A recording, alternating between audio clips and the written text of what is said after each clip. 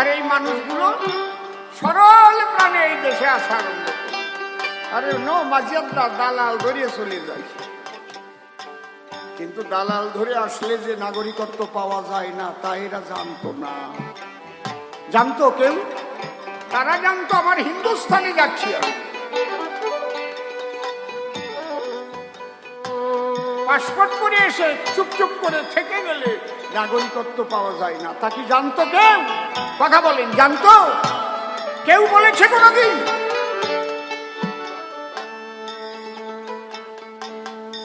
কত বড় বিপদ এই মানুষগুলো, ভাবতে পারেন? আইনের ঘরে একমাত্র ভারতীয় জনতা পার্টি, পৃথিবীতে আর কেউ যা কোনোদিন করে নাই, কোন দেশে আজ পর্যন্ত কোন দেশে হয় নাই। এই অবৈধ অনুপ্রবেশকারী যারা, এদের নাগরিকত্ব দেওয়ার ব্যবস্থা কোনো দেশে নাই। আপনি ডুব দিয়ে পলাই আমেরিকায় উঠে দেখেন নাগরিকত্ব পাবেন। সংসার সাগর রূপেণ মিনি রূপেণ মানবা মানবা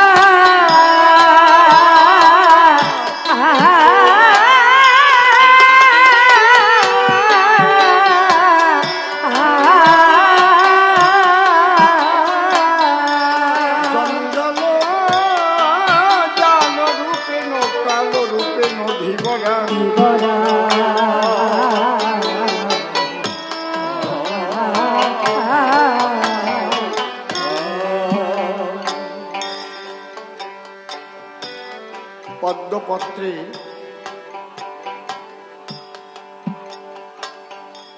এক বিন্দু জলের ন্যায় টলমল করছে আমাদের মানব জীবন।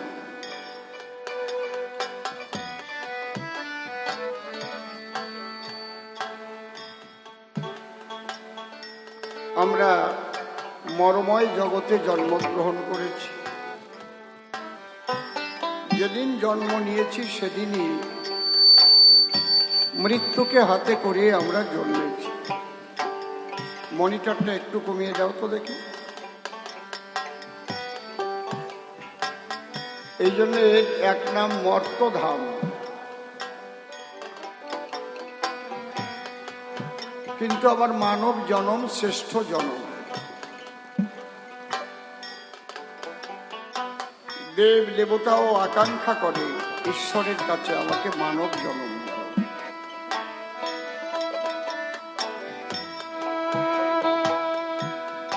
নিষ্পদ পদ চিন্তসী বাক্য চিন্তসী চতুষ্পদী দেবই মানব চিন্তসী মানব কিং করিষ্যসী।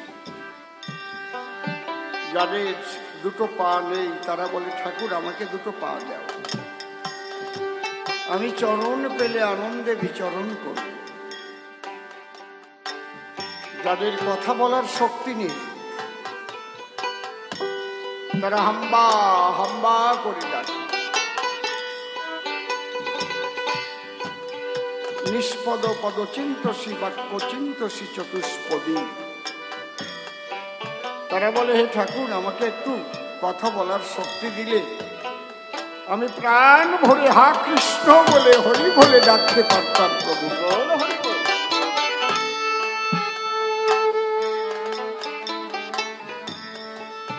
দেবই মানব চিন্তসী, দেবতা যারা তারাও চিন্তা করে হে প্রভু আমাকে মানব জন্ম দাও, কিন্তু আমি মানুষ হয়ে কি করলাম?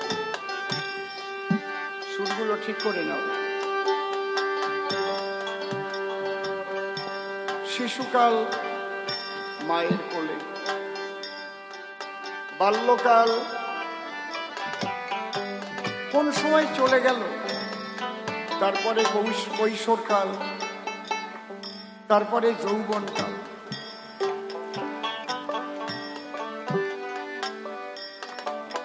আস্তে আস্তে বৃদ্ধকাল এসে গেল। যার যার নিজের দিকে তাকালেই বুঝতে পারেন আগে কি ছিলাম আর এখন কি হয়ে গেছে। এক এক দিন করে আমরা মৃত্যুর দিকে ধাবিত।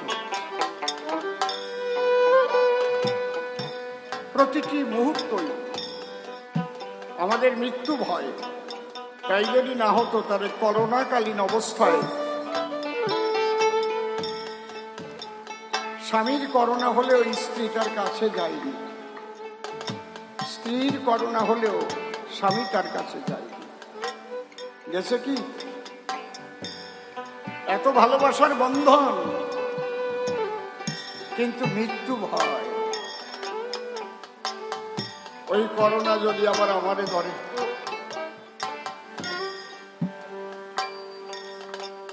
কিন্তু ভয় যত করোনা কেন, আজকে করোনায় মৃত্যু না হলেও তোমার মৃত্যু একদিন হবেই। এটাই হচ্ছে নিয়তির বিধান, সৃষ্টির নিয়ম, নিয়তির নিয়ম। জাতস্য হি ধ্রুবম মৃত্যু ধ্রুবং জন্ম মৃতস্য চ। জন্মিলে মরিতে হবে, কে কোথা অমর রবে। অমর থাকবে মানুষ তার কর্মের দ্বারা।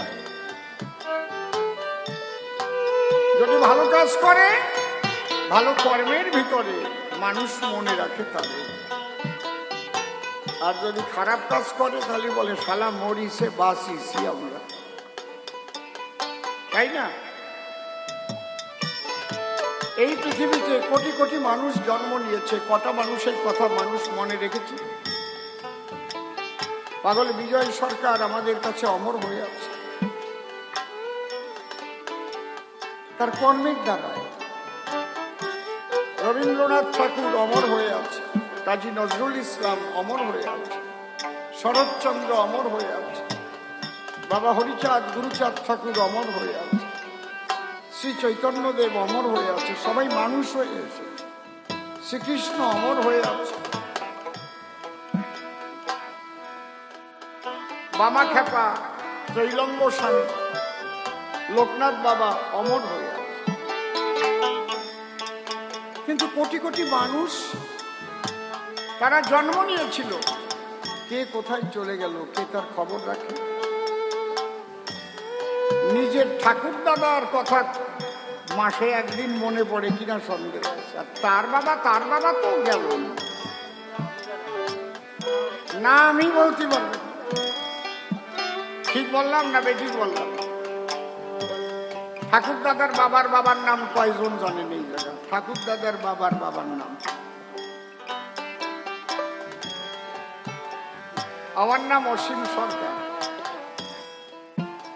আমরা তো আগে সরকার ছিলাম না, সাতপাড়ের গয়ালি বিশ্বাস।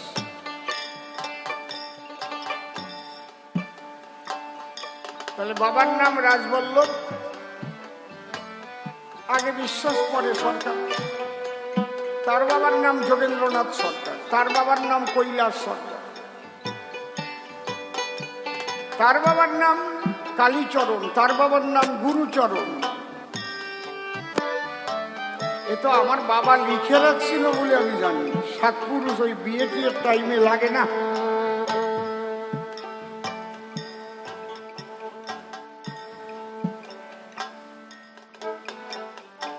এমন একদিন আসবে আমরা যে বাঙালি ছিলাম, বাংলার বাইরের বাঙালিরা তাই ভুলে যাবে। বাংলার বাইরের বাঙালিরা বাংলা বলতে পারে, নবপ্রজন্ম, কিন্তু বাংলা লিখতেও পারে না, পড়তেও পারে না। স্কুলে তো বাংলা লেখাপড়া নাই। যে উড়িষ্যায় আছে সে উড়িয়া টাইপের হয়ে গেছে, যে রাজস্থানে আছে হিন্দি,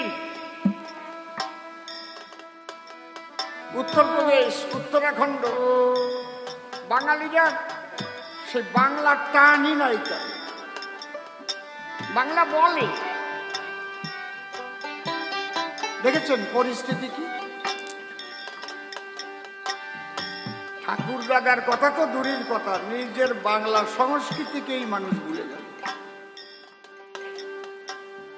এ দোষ কি আমাদের? না। ভারত ভাগ হয়েছিল দ্বিজাতি তত্ত্বের ভিত্তিতে। মুসলমানরা চেয়েছিল তাদের জন্য একটা রাষ্ট্র, লড়কে লেঙ্গি পাকিস্তান,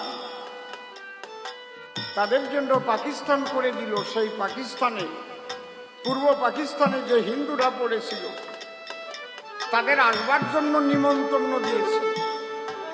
গান্ধীজি, জওহরলাল নেহরু, বল্লভভাই প্যাটেল, রাজেন্দ্র প্রসাদ, তারা বলল তোমরা চলে এসো, এই দেশে নাগরিকত্ব পাবে, যখন আসবে তখন পাবে, লেখাপড়া শিখে আসলে চাকরি পাবে, ওই পাশে জমি জমা ফেলে দলিল নিয়ে আসলে সেই দলিলের বিনিময়ে টাকা পয়সা পাবে, আর যাদের ওখানে কিছু ছিল না, কুড়ে ঘরে থাকতো, ছোট ঘরে থাকতো, খেটে খাওয়া, তারা আসলে পুনর্বাসন পাবে। এই আশায় দিল, ভরসা দিল, কিন্তু আইনে লিখে রাখলো তা কেউ জানে না যে পলায় আসলে কিছু পাবে না, নাগরিকত্ব পাবে না, আর পাসপোর্ট করে এসে থাকিয়ে যায় যদি চুপ চুপ করে, সেও কিছু পাবে না, নাগরিকত্ব পাবে না। এই চুপ করে 1955 সালে শয়তানি করে লিখে রাখে। আর এই মানুষগুলো সরল প্রাণে এই দেশে আসা আরম্ভ করে। আরে নো মাঝিয়াদা দালাল ধরিয়ে চলে যায়, কিন্তু দালাল ধরে আসলে যে নাগরিকত্ব পাওয়া যায় না তা এরা জানতো না। জানতো কেউ? তারা জানতো আমার হিন্দুস্তানে যাচ্ছি আমি, পাসপোর্ট করে এসে চুপচুপ করে থেকে গেলে নাগরিকত্ব পাওয়া যায় না। তা কি জানতো কেউ? কথা বলেন, জানতো কেউ? বলেছে কোনদিন?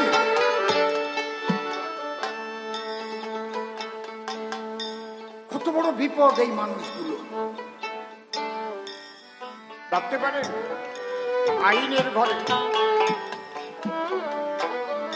একমাত্র ভারতীয় জনতা পার্টি, পৃথিবীতে আর কেউ যা কোনোদিন করে নাই, কোন দেশে আজ পর্যন্ত কোন দেশে হয় নাই।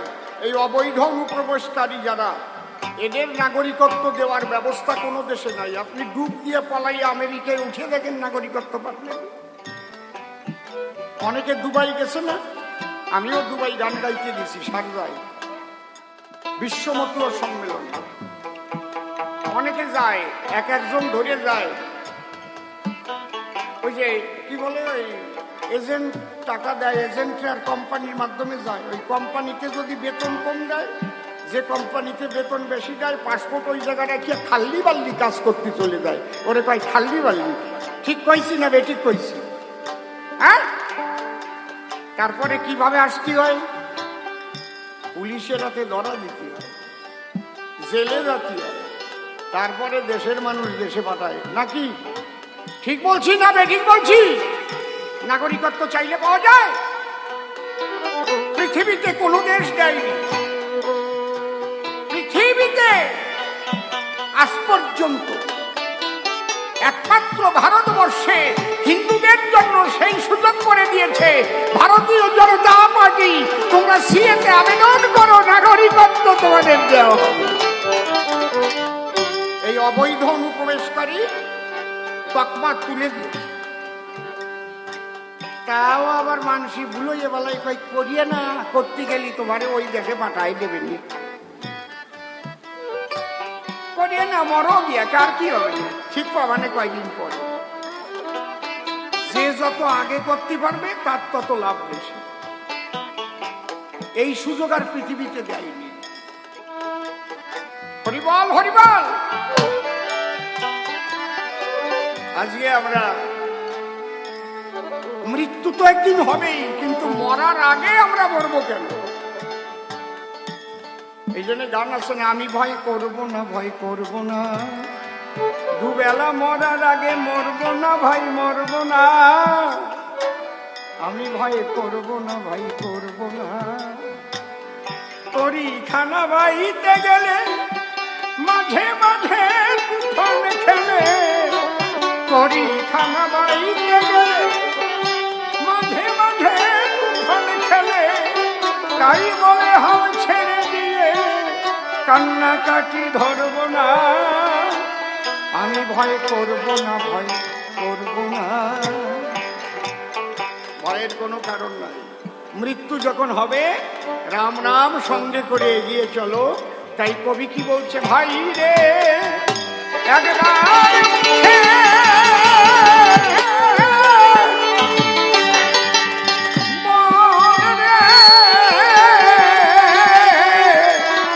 ও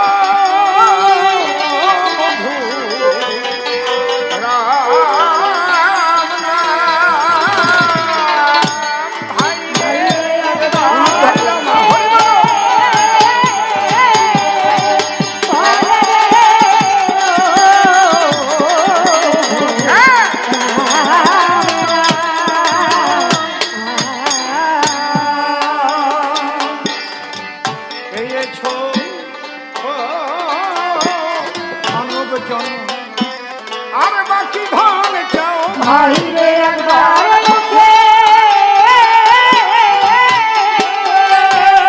ওরে নিগলে বসে বসে মন রাম গুণাগুনি গাও ভাই রে একবার মুখে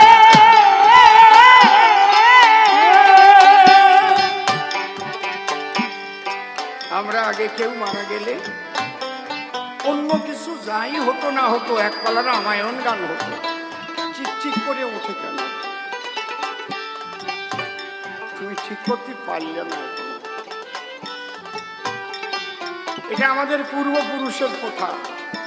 ঠিক বললাম না বেঠিক বললাম? এখানে বুড়ো বুড়িরা তো অনেকে আছে। এই অঞ্চলে তো গোপালগঞ্জের লোক প্রচুর আছে, ফরিদপুরের লোক আছে না নাকি? খুলনার লোক আছে, গোপালগঞ্জ, ফরিদপুর। আগে বাড়ির কেউ মারা গেলে রামায়ণ গান হতো না? কথা কন না কেন? হতো না? না, ভালো ভালো দুই একজন রামায়ণ গায়কের নাম বলেন তো দেখি।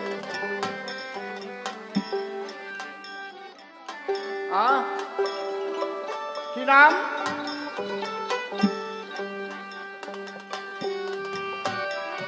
যারা শুধু রামায়ণ গান গাত,